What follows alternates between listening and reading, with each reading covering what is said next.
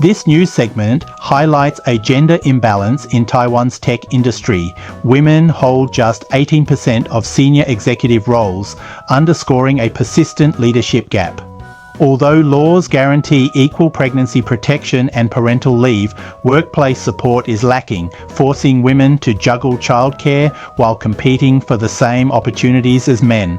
Moreover, only about 1 in 4 fathers actually take parental leave, leaving caregiving duties to women. Experts recommend adopting Sweden's daddy quota, which requires each parent to use at least 3 months of leave or forfeit it, and emphasize that both cultural shifts and policy reforms are essential to close this workplace gender gap. Hello everyone, welcome to our news commentary. I'm Mike, your favorite professor, and today we're going to discuss a recent report on gender equality in Taiwan's tech industry. Before we start watching the content for today's course, here are 6 essential terms to know for better understanding. The first is leadership gap, followed by motherhood and career balance. The third one is legal protections during pregnancy.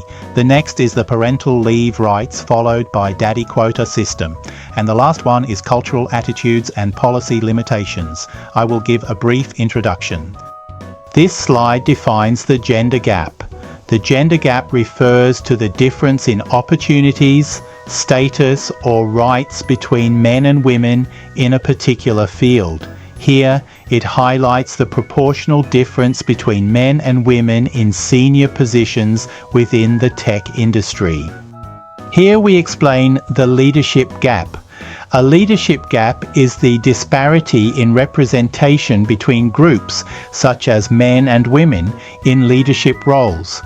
It usually refers to the underrepresentation of women in leadership positions compared to men. This slide covers work-life balance during motherhood.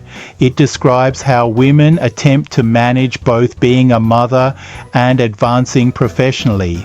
Often women must balance work responsibilities and family care during pregnancy and childcare, which frequently becomes a bottleneck in the workplace. This slide defines legal protections during pregnancy. These laws ensure that pregnant employees receive fair treatment at work. Although such protections exist on paper, many companies still lack sufficient practical support for pregnant women in the workplace. This slide introduces the daddy quota system. It is a parental leave policy that requires fathers to take a minimum period of leave. Otherwise, they forfeit that portion of parental leave. Sweden's model allows parents to share up to 16 months of leave, but if fathers don't take at least 3 months, they lose those months.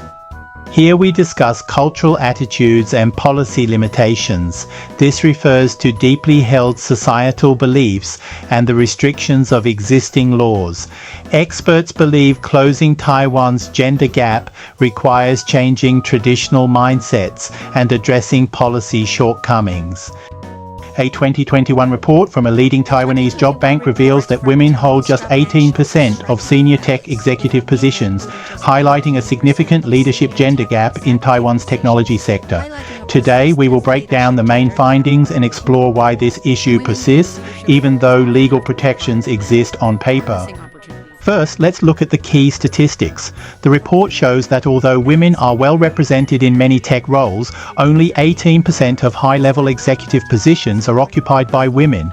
This means that out of every 100 senior tech roles, fewer than 20 are held by women. We call this disparity the gender gap in leadership. Next, the report highlights that women in leadership often have to work harder than men to gain the same level of recognition and opportunities. In other words, despite having equal qualifications, women may still face additional hurdles in promotions or project assignments.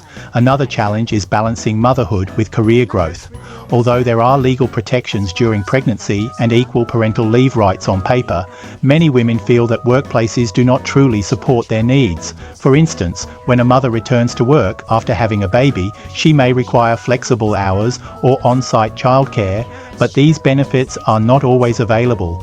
In fact, the number numbers show that in 2022, only 1/4 of parental leave applicants were fathers. This low uptake suggests that childcare duties still fall heavily on women, making it harder for them to advance professionally. On the other hand, in Sweden, a daddy quota system requires each parent to use at least 3 months of parental leave or lose those months. This encourages fathers to share caregiving responsibilities more equally. In summary, closing Taiwan's workplace gender gap requires both cultural change, where companies and society truly value shared caregiving, and policy improvements to ensure that legal protections translate into real support. Thank you for watching today's commentary. For more updates, stay tuned to our channel. I'm Professor Mike, and this has been our analysis of gender equality in Taiwan's tech industry. Have a great day.